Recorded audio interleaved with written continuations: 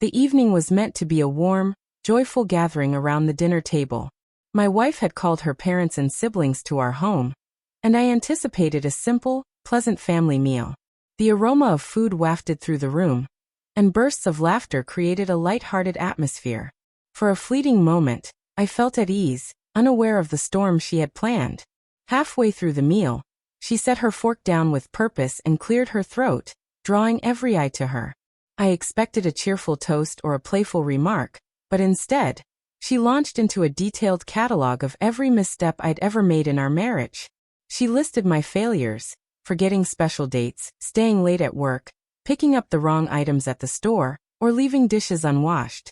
Her tone suggested she'd been storing these grievances, waiting for this moment to unleash them. At first, I assumed it was a jest, chuckling lightly in anticipation of a punchline.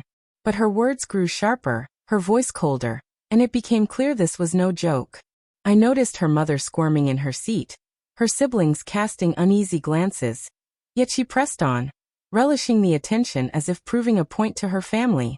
Stunned, I sat there as she aired our private struggles like a performance for her audience. She labeled me thoughtless, unloving, and declared I wasn't the man she thought she'd wed. Each accusation struck at my pride, piercing deeper than the last. My hands tightened into fists beneath the table, my hunger replaced by a sinking feeling. Her father, a man of stern but fair demeanor, fixed his gaze on me, silent but observant, as if waiting for my reaction. Something within me broke. I rose slowly from my chair, the room falling into a heavy hush. My wife's lips curled into a smug grin, likely expecting me to shrink or beg forgiveness. Instead, I met her eyes and said, "You've laid out all my faults tonight, but the truth is, marrying you was my greatest error." My words landed like a thunderclap, erasing her smirk and replacing it with wide-eyed shock. Her siblings gasped audibly, her mother's hand flew to her mouth, and the room grew thick with tension. For once, she was speechless, caught off guard by my response. Then, to everyone's astonishment, her father leaned forward, gave a slow nod, and said, "He's got a point." The silence deepened, almost suffocating. My wife's eyes widened further, disbelief etched across her face as she stammered, "Dad, how can you take his side?" But he remained unshaken, his voice steady as he declared that no spouse should ever demean their partner in front of others, especially not family. He emphasized that marriage thrives on mutual respect, and her actions were not only immature but cruel. He acknowledged that no one is without flaws, but publicly dismantling one's partner was inexcusable. Tears brimmed in her eyes, but the moment for redemption had passed. Her attempt to shame me had backfired, revealing her own resentment instead. The table sat in stunned silence, her family grappling with the realization that her facade as the ideal wife had shattered.